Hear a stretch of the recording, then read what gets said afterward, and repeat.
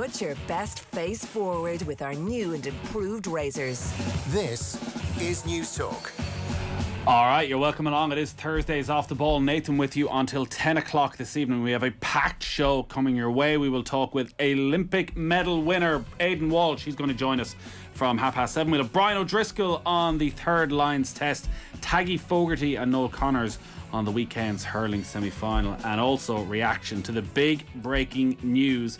In the last couple of minutes, it's been confirmed that Lionel Messi is leaving Barcelona. Barcelona just released a statement saying that despite Barcelona and Lionel Messi having reached an agreement and the clear intention of both parties to sign a new contract today, this cannot happen because of financial and structural obstacles, Spanish league regulations. As a result of this situation, Messi shall not be staying on at FC Barcelona. Both parties deeply regret that the wishes of the player and the club will ultimately not be fulfilled. FC Barcelona wholeheartedly express its gratitude to the player for his contribution to the aggrandizement of the club and wishes him all the very best for the future in his personal and professional life. So that gargantuan debt that Barcelona find themselves trying to service at the moment means that they cannot abide by the La Liga regulations and means that they cannot sign Lionel Messi to a new contract. So one of the great footballing love stories has come to an end. Richie McCormack is with us. How are you? That's incredible stuff, isn't it, really? I mean, there was an air of inevitability about this, given the awful financial state that Barcelona have dug themselves into. But still, to kind of come to terms with the words Lionel Messi, a player so, attached to Barcelona and tethered to everything positive that they've done over the last 15 years, will no longer be there, even in his latter years as a player. Just, it seems a lot to take in. You'd wonder what those terms were that they were offering him, even with their hands tied, and whether or not a man can have too much money. Well, this speculation, Joe, has gone on in a number of different ways for the last 6 months. That Messi wanted to leave, that he was going to leave. He would go to Paris Saint-Germain, or he would go to Manchester City and play a couple of years at the Etihad, and then move on to the greater Manchester City project.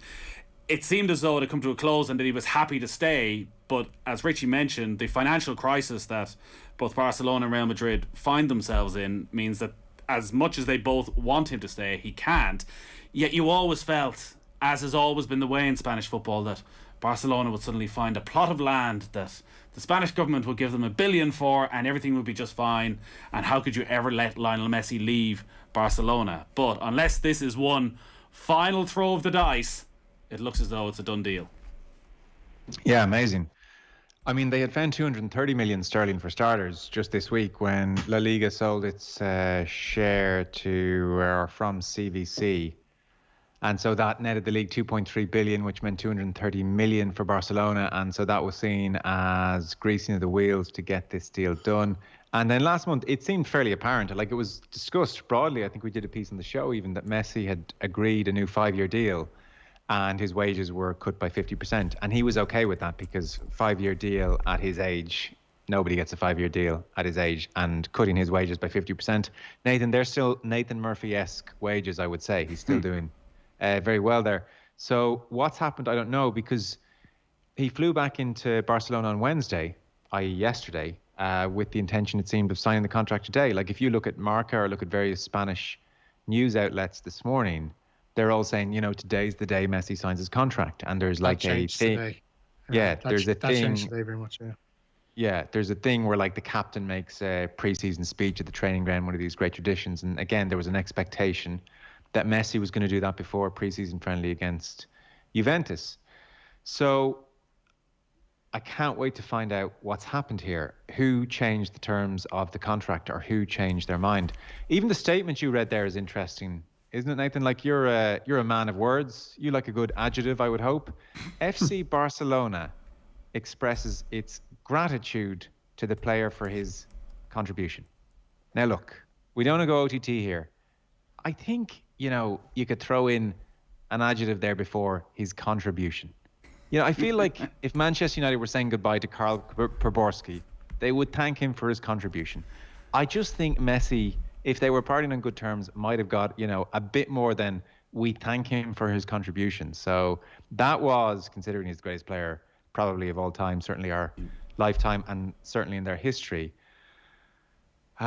That seems a little cold to me, Nathan, I would say. We thank you for your contribution. Yeah, could have mentioned, as you say, you helped create the greatest club team that we've ever seen and went a long way to making Barcelona the most beloved football club in the world because you were the best player in the world. But maybe there'd be a greater statement to come down the track. Well, he wasn't exactly as kind. Like that's what I was alluding to there. Like the reports this evening coming from Marca and then from RAC 1, the Catalan radio station, were saying that Messi rocked up for those talks yesterday, told the club that he didn't like the lay of the land as regards the squad and that he didn't like the terms he was being offered and he was going to up sticks.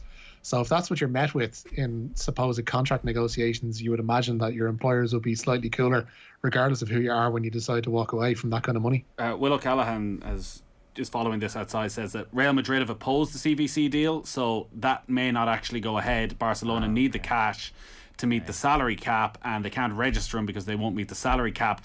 There was also a story going around that Barcelona themselves didn't want to sign up for the CVC deal because they are still in on the European Super League project, and because of the contract with that, if they sign the CVC deal, they break their contract with the European Super League and will also face financial issues because of that. So either way, they've got themselves in an incredibly complicated situation. And I say, you've touched on it. I know I've done lots of pieces on the show over the last year of their transfer dealings and what they've done with Pjanic and swapping players and anything to try and find a way of getting players off. And we see this summer that pretty much everybody at Real Madrid is up for sale, pretty much everybody at Barcelona is up for sale. And the question, if this is true, if this actually does now happen, is where does he go next? And Manchester City and Harry Kane and Jack Grealish and two deals that aren't fully done yet, are you suddenly going, well, an opportunity has now presented itself? Well, I think you raise an interesting point there. Is there definitely nothing to be said for the European Super League? Like, do we have that off the table here? It's not going away. That's extraordinary. Yeah. Well, it's extraordinary if like the finances are that complicated and interlinked and that messy. No pun intended, obviously. It's extraordinary. And where is he? Is he going to want to stay in Europe? Will he go to Man City and join Pep? Will he think, do you know what, now is the time to go to the States or go to China and take in a big pile of cash? But then, frankly, does he need a big pile of cash? I know a big pile of cash always welcome, but even he might think, well, I'm kind of set here. I'm doing okay. So the details of this is going to be fascinating. There's probably two sides to it. I mean, the CVC deal, but then Richie's point about Messi turning up and not liking what he's hearing about the setup. Because, look, if this was a case of Barcelona feeling very sorry, we've screwed up here, Lionel. The finances haven't worked out the way we thought. We're so sorry. Completely down to us. That European Super League thing is a chain around our neck and all the rest of it. I feel they might be a bit more fulsome in their statement, saying goodbye to Messi. Whereas, I don't know, it seemed like there may be two sides to this one, and a certain coolness has broken out. But if you're the greatest sports star on the planet, like, it's not a charity he's running here. He has given Barcelona as much as they have given him. He has made them as much money as he has made from them. So he is well within his rights to hold out for whatever the best deal is. The club obviously in a huge financial difficulty, and that he is meant to somehow just bail them out and do them a favour so that they can just get through the next few years. Maybe that is what a club legend does, but realistically, they don't have to bail him out either. They're not a charity either. They're in a woeful financial mess of their own making. They don't deserve any sympathy, but nor should they kowtow to somebody who is, to be fair, regardless of his quality and past achievements. He's 34. You're not going to be handing out a big deal to him. We've kind of seen what Juventus are quietly doing in Italy this summer, which is, if an offer comes in for Cristiano Ronaldo, they'd be quite happy to get rid of him because the money that he's on compared to his age, frankly, isn't worth it. And similarly, it seems strange to say for a player of his ability and for his stature and for his long-term giving to the game in terms of his quality, but he's 34. Like, you have to be cold and calculated about these things. They're not going to get a whole heap of years out of Lionel Messi going forward, especially when you see those photos when he's on holiday of his ankles, which look like they're stuffed with golf balls because he's had so many knocks and dings and looks at them. So you still want to keep. There's no way they don't want to keep Messi. That they've made a business decision. Actually, that's the best thing for us as a club. It's not the end of the world, but it is possibly the greatest player of all time leaving the one club he's been with throughout his career, and every other top club in Europe right now will want him. Like Manchester City and Paris Saint-Germain, the two best teams in Europe, unquestionably will feel their team will be better with Lionel Messi in it. For how long? 1, 2, 3 seasons. Who knows? It's worth it. I don't think it is worth it at this stage, and especially with somebody who's going to dictate the terms of what goes on at the club aside from his own business, which is, no player should be in that position regardless of who they are. Joe, if you're Manchester City and you have a choice, Jack Grealish and Harry Kane or Lionel Messi? Oh, the former. Yeah, I think the former. I mean, the marketing people might like. Oh, but Messi brings the magic. Yeah, he's also, though, going to bring problems increasingly. Like I do take Richie's point that he's not getting any better. I wouldn't think his ego's getting any smaller either. I mean, he scored 38 goals last season. Sure. And here, anyone in that dressing room comes up and says, "Oh, he's on $500,000. I want a pay rise." It's Lionel Messi. Yeah. Get back in your box. No, I hear you. He's not going to be scoring 38 goals in 5 years' time, which is how long this deal was. Like, there was always going to be a bit of a pinch point if you're the Barcelona manager in the next 2, 3, 4, 5 years, where like the best thing for the team would be to not have Messi starting and not having him involved in certain games. And I don't know, he doesn't seem like the most cooperative character. So you still want to keep him. This is like a bad day for Barcelona for sure. But there is a semblance of a point there as well, whereby you're buying a problem as well. Like, the problem is coming around the corner. It might be next season, might be the year after, but it's definitely coming. But then you have a beautiful team over in America in the MLS that you can just ship him off to, and he is a superstar. And hey, he can score 38 goals a season there at 38, it turns out. Harry Kane has missed 2 training sessions, okay? Do not screw him like this. What more does Kane have to do? I don't know where he'll go. I mean, I put it this way, they're definitely having a meeting at Man City right now. There's no question. They're definitely, there's a few text messages flying around there. Harry Kane is ringing his brother going, "What have we done? What have we done? Dear God." You are listening to Off the Ball, and this is the Newsround, brought to you by Gillette. You can put your best face forward with their new and improved razors. We're going to get some more information on Messi in a couple of minutes' time. But Richie, run us through a couple of the other stories. Yeah, Kelly Harrington's going to face Brazil's Beatriz Ferreira with a gold medal on the line on Sunday morning. The Dubliner got the better of what she described as a chess match this morning. Harrington beat Thailand's Sudapon Sisandi by split decision in their lightweight boxing semi-final in Tokyo. For her part, Ferreira was a unanimous decision victor over Finland's Mira Potkinen and is a strong favourite to collect gold at 6 a.m. on Sunday morning. Speaking on this morning's OTB AM, 1992 gold medalist Michael Carruth says the omens were good for our Kelly. It was touch and go in the third round, but you have to say Kelly got the better shots off at the end, and probably the last minute just creeped in there, And it doesn't matter how you win, as long as you win, when it's in semi-finals and finals, So she's in the Olympic final on the 8th of August. Amazing. All week, not long now, she's boxed exactly the same days that I boxed in 29 years ago. Today, I won my semi-final 29 years ago. Right. And I beat a Thailand boxer in the semi-final. Yeah. So we're hoping history can repeat itself now on the 8th of August, and Kelly becomes the first Dublin female boxer to win an Olympic gold medal. Yeah, Michael Carruth there. We're going to be talking to Aidan Walsh. He's on the Olympic show today, obviously Olympic bronze medalist, and he was there watching Kelly Harrington. Is that a 6 a.m. start on Sunday morning, Richie? 6 a.m. again, yeah. So I had the alarm at 5:55 this morning. I will again on Sunday morning, as I'd imagine pretty much everybody up and down the land will.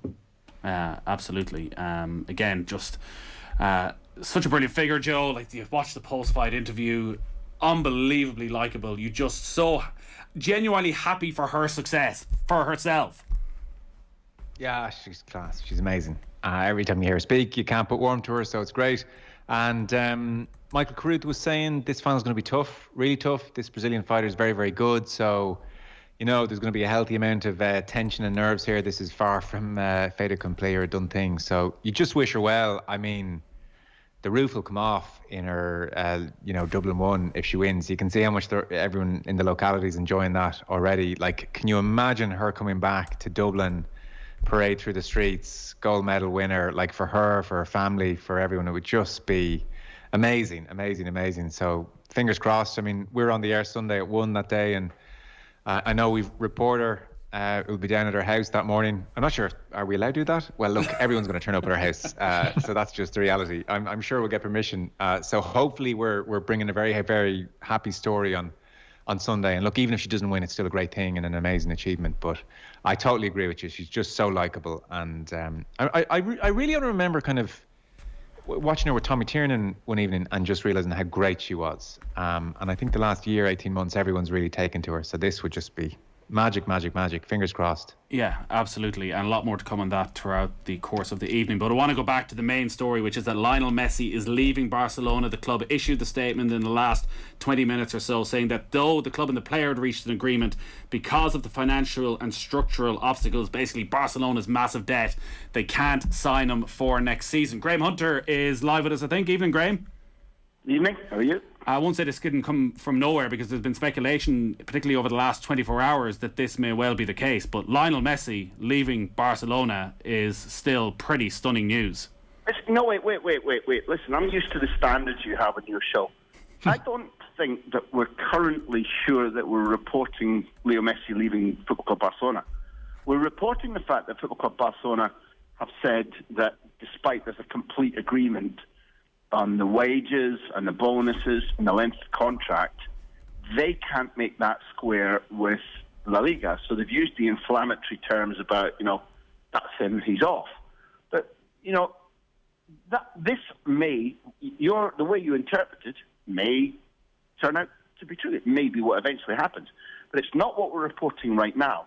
The context that needs to be taken into account is you've got a player who was unhappy with the way the club was developing, unhappy with the playing resources around him, unhappy with the president who's now left, taking time to assess what else was available to him, and then during this summer when he's won the Copa America, making it absolutely clear that he would make, for him, extreme slashes in what he wanted in order to stay. So Messi wants to stay. The deal was done completely. That's something we've known for a number of weeks and has been confirmed in Barca's statement. What needs to also be made clear is they're complaining about the fact that they are currently finding it impossible to register Garcia, Kun Aguero, Memphis Depay and Messi based upon the way that the La Liga's the inflexibility of financial fair play prevents them from being able to do that because they can't sell players. They can't sell enough players to reduce the salary commitment to be able to include Messi. So do not forget that over the last 48 hours, La Liga announced in principle an agreement with CVC partners to bring in 2.7 billion euros to La Liga, which is to be distributed to all levels of Spanish football, but principally to the leading clubs. And that deal, the American venture, CVC, are buying 10% of an offshoot of La Liga for 2.7 billion euros. Now, that deal was announced, but it's a deal in principle. It's not signed and sealed. It's not inked. And if you are CVC, you are betting on Messi staying, and you are betting on Kylian Mbappe coming, if not this summer, then next summer. Otherwise, La Liga is a different prospect. It's valued differently. There is no coincidence that this move by Barcelona, announcing not the total accord between them and their greatest ever player, but they can't fit him in because of La Liga's FFP. And La Liga are the ones who are about to benefit from the 2.7 billion euros for a deal that can still fall down. Now, CVC partners, when they see this press release, are going, hold on a second, get on the phone immediately, stop everything, hold everything. Maybe the deal's on, maybe the deal's off. Certainly the price changes if Messi's gone. This may end up, if there is inflexibility in Messi leaving, but that's not what we're reporting right now. We're reporting a power play. So you don't think in any way there's been a breakdown between player and club? You think this is a roll of the dice from the club that La Liga will have to back down? Never mind what I think. They put out a specific statement saying that they completely lament the fact that despite there being an agreement between Messi and the club about him continuing, they've been unable to put it into place because of La Liga's FFP. Now, you need to also put into I state again, it might be the case that this inability to complete the new Leo Messi contract remains, and therefore this announcement becomes fact. But right now, linked to what I said about CVC partners and the 2.7 billion investment in La Liga, you need to take into account that last week the Real Madrid supporting president of Getafe, a Primera League club, Angel Torres said, none of us can afford Leo Messi to leave this league. It's vital to all of us for the commercial well-being, for the image of La Liga. It's vital that he stays and doesn't go anywhere else. He's not the only president that feels that way. There is a general mood. It may not be the dominant mood, but there is a general mood that there needs to be some maneuverability on what are very, excuse me, the frog in my throat, the very healthy parameters that La Liga have included in their financial fair play regulations. It's right that those things exist. But at the moment, certainly Barcelona want them to be relaxed. And there are other clubs that feel the same way because Leo Messi is an extraordinary property. He's not only important to Barcelona, he's important across the league. Now, it may not be that this argument wins, but you must see this Leo Messi will not remain committed, not remain contracted to Barcelona. Particularly in the language of the statement, they make it clear that there is, right now as you and I are speaking, complete agreement between Barca and Messi about the terms in which he would stay. It's just that we don't have the flexibility to institute them. Well, what that is saying is, not like we don't want him to stay or he doesn't want to stay all of a sudden. It's the exact opposite, but we can't make it happen. It's a power play. Whether it wins or loses will dictate whether Messi...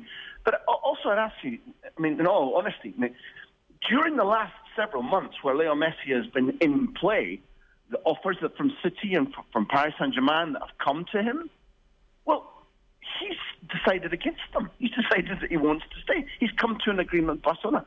Are we really suggesting that the only thing that's been announced here is Barcelona saying, fine, son, off you go. Go and start renegotiating with Manchester City or Paris Saint-Germain. Now, these may end up being the destinations he has to take in, but do not lose sight of the fact that, one, Barca and Messi, as we speak, have complete agreement about how to make him stay. The only barrier is La Liga's FFP. And three, La Liga's ability to sign off on this CVC partnership investment of 2.7 billion euros will be radically affected by the concept of Messi not being in La Liga. We're in the midst of a power play. Yeah. Graham, we're tight on time, but that was brilliant to come on for 4 or 5 minutes and get that level of insight and knowledge of what's happening. As you say, that power play from Barcelona, it'll be fascinating to see how it plays out over the next while. Great stuff as always, Graham. Pleasure. Joe, Richie, we are done from time, but we should just got Graham on at the start. Really would have calmed us all right down. It is a massive power play from Barcelona, and yeah, it turns out maybe they all need Lionel Messi that little bit more, which is a nice position to be in when you're in contract negotiations. So we'll see how that plays out. We'll have lots more on that, obviously, throughout the evening on OTB AM as well. But Richie, Joe, thanks a lot for that. As I say, we got Brian O'Driscoll, Aidan Walsh, we got hurling preview, all on the way between now and 10. The Newsround on Off the Ball. With Gillette. Put your best face forward with our new and improved razors. Guaranteed Irish business members are working hard to support jobs, communities and help our economy recover and prosper beyond COVID and Brexit. Like Dairy Gold, thriving locally in the lovely town of Listowel, County Kerry,